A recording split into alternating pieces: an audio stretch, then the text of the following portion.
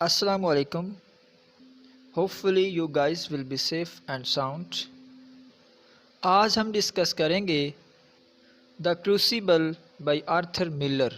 جتنا اچھے سے ہو سکا ہم اس پلے کو اتنا اچھے سے ڈسکس کریں گے. چلیے تو اب شروع کرتے ہیں دا کروسیبل. کروسیبل کہانی ہے ایک گروپ آف گرلز کی جو فارسٹ میں پارٹی کرنے گئی تھیں. ان گرلز کو میساچیوسیٹس کا نام دیا گیا ہے. میساچیوسیٹس مین ڈیمیج، ڈسٹرکشن اور میسیکر. All right. اب ان گرلز میں سے ایک گرل جس کا نام ہے بیٹی کوما میں پڑی ہے. یاد رہے بیٹی وہاں کے منسٹر کی بیٹی ہے اور اس منسٹر کا نام ہے ریورنڈ پیرس. وہ آتا ہے اور لڑکیوں کی ہیڈ کو بلاتا ہے. لڑکیوں کی ہیڈ کا نام ہے Abigail. She is niece of Reverend Parris. Parris Abigail سے پوچھتا ہے کہ مجھے صحیح سے بتاؤ وہاں کیا ہوا تھا، مگر وہ کہتی ہے کہ وہاں کچھ بھی نہیں ہوا تھا سوائے ڈانس کے. گائز وہیں پر ایک اور لڑکی ہے روتھ، وہ بھی کوما میں پڑی ہے اور یہ بات اس کا باپ ٹامس پٹنام آ کر ریورنڈ پیرس کو بتاتا ہے. پیرس یہ بات سن کر مزید پریشان ہو جاتا ہے اور وہ یہ جاننے کے لیے کہ کہیں گرلز کو بیوچ تو نہیں کیا گیا ریورنڈ ہیل کو بلاتا ہے. ریورنڈ ہیل ایکسپرٹ ہے جنوں پریوں کا. جب وہ آتا ہے تو دوبارہ ایبی گیل کو بلایا جاتا ہے. ایبی گیل سے پوچھا جاتا ہے کہ سچ سچ بتاؤ آخر ہوا کیا تھا، مگر وہ کچھ بھی نہیں بتاتی. تو وہ ان کے سلیو ٹیٹوبا کو بلاتا ہے. ٹیٹوبا اس دن ان کے ساتھ فارسٹ میں گیا تھا. ریورنڈ ہیل کے پوچھنے پر ٹیٹوبا بتاتا ہے کہ اس دن لڑکیاں ڈیول سے بات کر رہی تھیں. اب اسی دوران بیٹی جو کہ کوما میں تھی اب ہوش میں آ جاتی ہے اور وہ بتاتی ہے کہ ڈیول کے ساتھ اس کے 2 سرونٹس بھی تھے. ایک کا نام ہے گوڈی گڈ اور دوسرے کا نام ہے گوڈی اوسبرن. اب یہاں پہ 2 اور کریکٹرز کی انٹری ہوگی. جان پراکٹر جو کہ ایک لوکل فارمر ہے اور اس کی بیوی الزبتھ. یہاں پہ ایک اور بات، یہ جان پراکٹر اور اوپر ایبی گیل ایک وقت تھا ان کا آپس میں لو افیئر تھا. سو الزبتھ جان پراکٹر کو کہتی ہے کہ تم جاؤ اور ان کو جا کر بتاؤ کہ ایبی گیل ایک جھوٹی عورت ہے.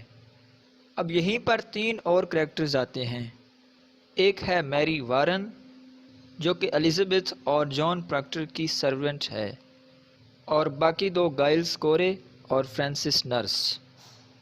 میری وارن آ کر الزبتھ اور جان پراکٹر کو بتاتی ہے کہ تفتیش ہو رہی ہے اور اس تفتیش میں 39 لوگ اریسٹ ہو چکے ہیں اور گوڈی اوسبرن کی پھانسی پکی ہے. گوڈی اوسبرن کون؟ ڈیول کا ایک ساتھی. میری جان کو یہ بھی بتاتی ہے کہ ان لوگوں کو الزبتھ پہ بھی شک ہے کہ الزبتھ ہی وہ وچ ہے جس نے ان لڑکیوں کو افلکٹ کیا. یہی باتیں ہو رہی ہوتی ہیں کہ اوپر سے سولجرز آ جاتے ہیں اور وہ الزبتھ کو اریسٹ کر لیتے ہیں. ٹرائل شروع ہو جاتا ہے اور ٹرائل کرنے والے جج کا نام ہوتا ہے جج ڈینفورتھ. اب جان پراکٹر اپنی وائف الزبتھ کو بچانے کے لیے جاتا ہے اور جا کر ساری بات بتا دیتا ہے کہ چونکہ ایبی گیل کا میرے ساتھ افیئر تھا سو اب وہ میری وائف کو تھریٹ کرنا چاہتی ہے. جج اس بات کو ویریفائی کرنے کے لیے الزبتھ کو بلاتا ہے، لیکن الزبتھ اپنے ہسبینڈ کی عزت بچانے کے لیے کہتی ہے کہ ایبی گیل اور میرے ہسبینڈ کا کوئی افیئر نہیں تھا اور یوں وہ جج کہتا ہے کہ پراکٹر تم ایک جھوٹے انسان ہو. اسی دوران الزبتھ یہ بھی کہہ دیتی ہے کہ پراکٹر ہی اصل میں وہ وچ ہے جو لڑکیوں کو بیوچ کیا کرتا تھا. سو پراکٹر کو اریسٹ کر لیا جاتا ہے. اب یہ پلے اپنے اینڈ کی طرف بڑھتا ہے اور گرمیوں کا موسم ختم ہوتا ہے اور خزاں آ جاتی ہے اور اچانک خبر آتی ہے کہ ایبی گیل گھر سے بھاگ گئی ہے اور وہ اپنے ساتھ ساری رقم لے گئی ہے اپنے چچا کی جس کا نام ہے ریورنڈ پیرس. پلے کا اینڈ کچھ یوں ہوتا ہے کہ ریورنڈ ہیل جو کہ وچ کرافٹ کا ایکسپرٹ تھا وہ جان پراکٹر کو کہتا ہے کہ تم اپنا جرم قبول کر لو تاکہ باقی لوگ بچ جائیں، اور پراکٹر اپنا جرم قبول کرنے کے لیے تیار ہو جاتا ہے، مگر جج کہتا ہے کہ تم اپنا جرم پبلک میں قبول کرو گی، لیکن اس پر وہ تیار نہیں ہوتا اور وہ کہتا ہے کہ میں نے کوئی جرم نہیں کیا۔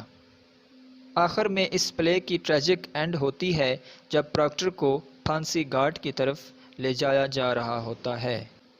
یہ تھی دا کروسیبل کی پلاٹ سمری۔ اب اگر ہم بات کریں اس کے چند تھیمز کی، we have multiple themes such as intolerance, hysteria, reputation, goodness, judgment, social status, ownership and property. Intolerance تھی اس وقت کے کوڈ آف پیورٹنزم کی وجہ سے۔ لوگ بہت سٹرکٹ تھے، وہ ایتھکس پہ بالکل بھی کمپرومائز نہیں کرتے تھے۔ اسی طرح کیتھولکس اور پروٹیسٹنٹس کے مابین ریلیجیس انٹالرنس بھی ایک وجہ تھی۔ This is how Arthur Miller has portrayed intolerance in this play. Again we have hysteria.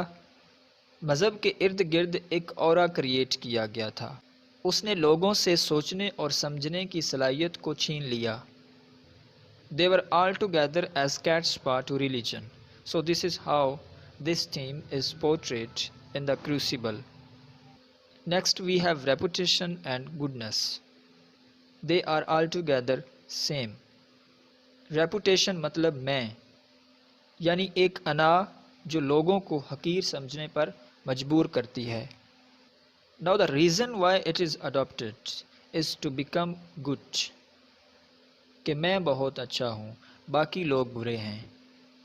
whether in terms of religion, whether in terms of kinship or whether in terms of social status. اس پہ William Shakespeare نے بڑی خوبصورتی سے ٹیک آن کیا۔ وہ کہتا ہے کہ اگر آپ نے کوئی بہت بڑا اچھا کام کرنا ہے تو اس کے لیے آپ کوئی چھوٹا سا برا راستہ اختیار کر سکتے ہو، مگر ہمارا المیہ یہ ہے کہ ہم نے چھوٹا سا اچھا کام کرنا ہوتا ہے اور اس کے لیے ہم بہت بڑا بلنڈر کر جاتے ہیں۔ یہی بات آرتھر ملر نے بھی اس پلے میں کی ہے۔ دین وی ہیو ججمنٹ، یعنی جسٹس سسٹم کو بھی کرٹیک کیا گیا ہے کہ کس طرح جج ڈنفرتھ نے ایک عورت کے پوائنٹ آؤٹ کرنے پر ایک مرد کو پھانسی گھاٹ تک پہنچا دیا۔ بائی کنٹراسٹ جب مرد نے پوائنٹ آؤٹ کیا تھا تو اس نے کہا تھا کہ مجھے ایک سالڈ پروف چاہیے۔ ہمارے جسٹس سسٹم کے جو موٹ پوائنٹس ہیں ان کو بھی آرتھر ملر نے اپنے اس پلے میں ہائی لائٹ کیا ہے۔ And finally we have social status, ownership and property. یہ ساری چیزیں آپس میں ملتی جلتی ہیں۔ سوشل اسٹیٹس کا تعلق آنرشپ سے ہے اور آنرشپ کا تعلق پراپرٹی سے ہے۔ پوزو نے اپنے ناول گاڈ فادر میں کیا شاندار لائن لکھی تھی کہ behind every great fortune there is a crime. یہی چیزیں یہاں پہ بھی ہائی لائٹ کی گئی ہیں کہ ہم اپنا سوشل سٹیٹس بڑھانے کے لیے چیزوں کو اون کرتے ہیں۔ اب وہ آنرشپ بائی ہوک بھی ہو سکتی ہے اور بائی کروک بھی ہو سکتی ہے۔ This is it so far. Channel کا خیال رکھیے گا۔ Will see you with a new topic. Thanks for watching.